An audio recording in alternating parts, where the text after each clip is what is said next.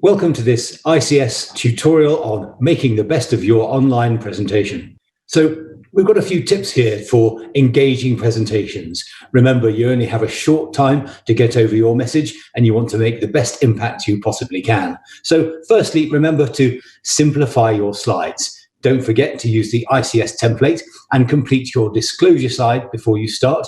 But largely because you don't know what kind of equipment your receiving audience will have, keep text away from the edges of the slide, use highly contrasting colors, and drive home your key messages. Remember, attention spans are short and people are easily distracted. Rehearse.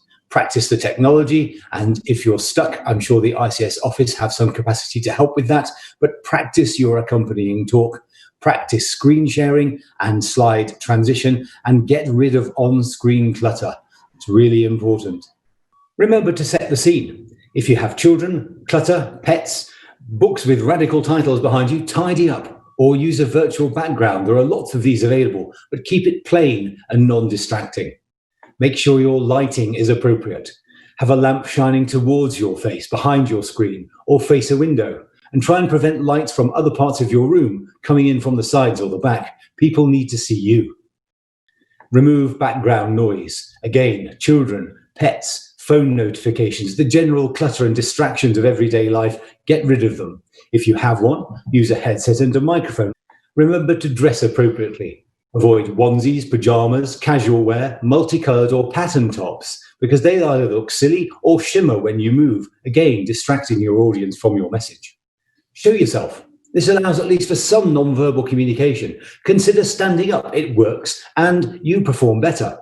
Make sure your camera is at eye level and practice speaking to the camera, not to the screen. But if you're sitting down, sit up straight and smile. Don't jiggle about. Make an effort to look good and it will show and engage your audience. Start with a bang. Studies show that it takes only 5 seconds for your audience to decide whether you're a charismatic and engaging speaker or not. You only have a short time in which to get over your presentation and its findings. Remember to check on the ICS website about the length of time you have. But start with an engaging sentence. Draw in your audience. It may be a controversial statement. You decide. Because of the distractions and people's various activities whilst they're online, you need to regularly re-engage the audience. So, vary your tone and the speed of your speech. Emphasize the key points on each slide, and if you can, use visuals to emphasize these. You can take advantage of people's different ways of learning and taking in information.